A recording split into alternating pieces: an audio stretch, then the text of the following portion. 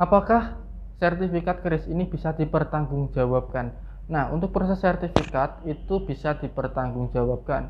Oleh karenanya, saya selalu menghimbau kepada baik staf saya untuk sebelum dicetak, maka harus dikirimkan dulu file mentahnya kepada si pemilik keris. Untuk apa? Untuk ditinjau lebih jauh, untuk dilihat, diamati. Syukur-syukur dia punya suatu komunitas di sana dan ditanyakan di komunitasnya apakah sudah baik dari segi keabsahannya, sudah sempurna dari segi penangguhannya, dan dimusyawarahkan secara bersama. Bukan semata-mata kita by request ya. Ada yang mengatakan kalau seperti itu mah itu kan seperti hanya by request. Enggak. Maksud dari saya adalah untuk dimusyawarahkan. Selain di sini juga di sana. Melihat kita menangguhnya sekedar lewat foto. Nah, ketika sudah oke, semuanya dari sini sudah oke, dari sana juga sudah oke, maka baru dicetak, saya tanda tangani dan di stempel. Baru itu dilaminating kemudian dikirimkan ke alamat Anda. Nah, seperti itu proses-prosesnya dari sertifikat keris.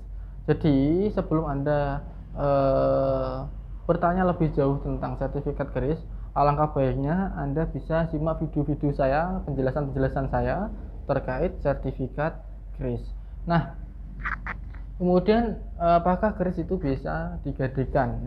Nah itu sudah pernah saya bahas di video dulu, itu sudah pernah Anda bisa lihat, ada thumbnailnya bertuliskan bisa digadekan. Nah itu Anda bisa klik lihat dari segi penjelasan saya.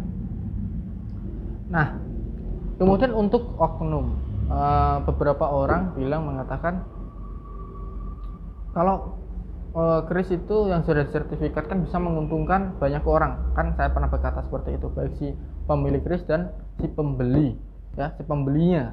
Misalnya kalau dia mau dijual atau dimarketkan kembali, itu bisa saling menguntungkan. Iya, bisa saling menguntungkan jika di lingkungannya tidak ada orang-orang yang suka bullying, pembuli atau bakul-bakul yang suka bully, yang mana membanding-bandingkan dengan koleksinya ya. Keris itu benda seni, jadi nggak ada patokan yang seperti itu.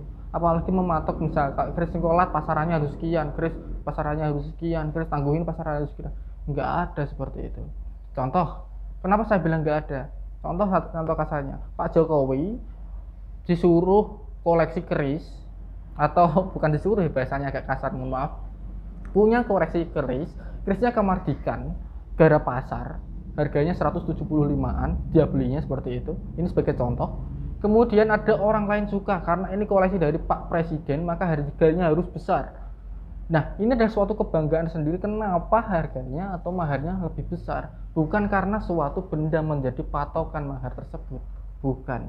Nah, untuk itu kalau ada orang yang punya keris sudah disertifikatkan, kemudian dengan dibungkus sedemikian rupa, dengan kebanggaan tersendiri, ada orang lain yang suka, kemudian memaharkan atas dasar suka sama suka, ya silahkan. Tapi kalau Anda nggak suka dan Anda sudah tahu, alah kerisnya Kemardikan, ya udah, kenapa harus menghujat?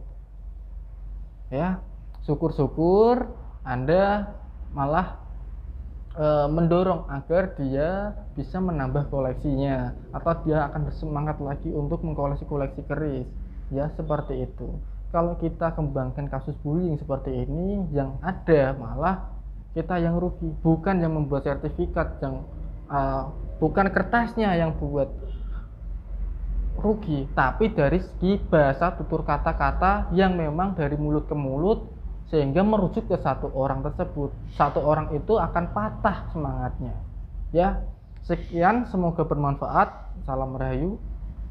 Wassalamualaikum.